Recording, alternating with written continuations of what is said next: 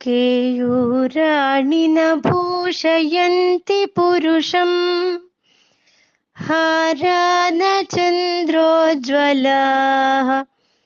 न स्नानं न विलेपनं न कुसुमम् नालङ्कृता मूर्ध्निजाः वाण्येका समलं करोति पुरुषम् या संस्कृता धार्यते क्षीयन्ते खलु भूषणादि सततम् वाग्भूषणं भूषणम्। कथं विद्यामहं योगिं त्वां सदा परिचिन्तयन् केषु केषु च भावेषु చింత్యోసి భగవన్మయా. అతి సూక్ష్మమైనటువంటి దైవత్వాన్ని సామాన్య జనులకు వెంటనే అర్థం చేసుకోవడానికి సాధ్యం కాదు, కొంత సమయం పడుతుంది.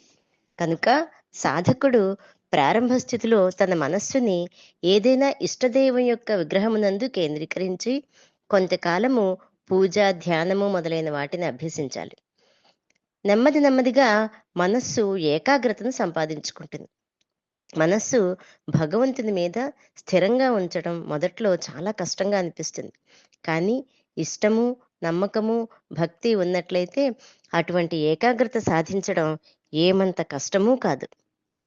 అలా ఏకాగ్రత అలవాటైన తర్వాత నెమ్మదిగా నిరాకార నిర్గుణ తత్వాన్ని గురించి ఆలోచించవచ్చు.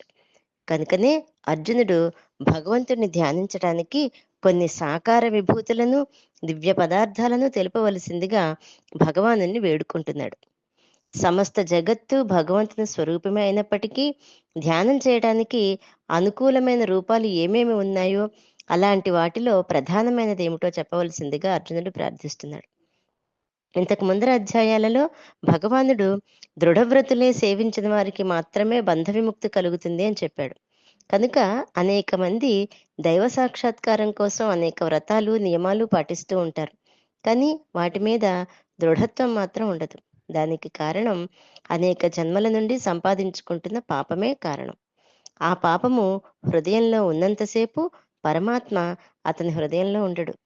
అందుచేతనే కృష్ణుడిని అర్జునుడు పరమాత్మ ఉండేటువంటి ప్రదేశాలను చెప్పమని ప్రార్థిస్తున్నాడు. కారణం ఏంటంటే ముందర చెప్పినట్లుగా ఎక్కడ మొదటలోనే భగవంతుడి మీద దృష్టి, ఆత్మజ్ఞానము అంటే సామాన్య భక్తులకి అర్థం చేసుకోవడం కష్టం.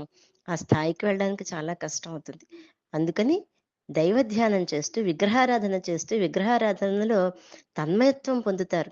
అటువంటి తన్మయత్వం నెమ్మదిగా నిశ్చలమైన భక్తిగా మారుతుంది. ఎప్పుడైతే నిశ్చలమైన భక్తి కలిగిందో తక్షణమే అక్కడి నుంచి పరమాత్మని దర్శించేటువంటి అవగాహన కలుగుతుంది. కనుక ఈ విషయాలను దృష్టిలో ఉంచుకుని అర్జునుడు శ్రీకృష్ణుడిని పరమాత్మ కనిపించే దర్శన ప్రదేశాలు ఎక్కడెక్కడ ఉంటాయో అడుగుతున్నాడు. జై గురుదత్త.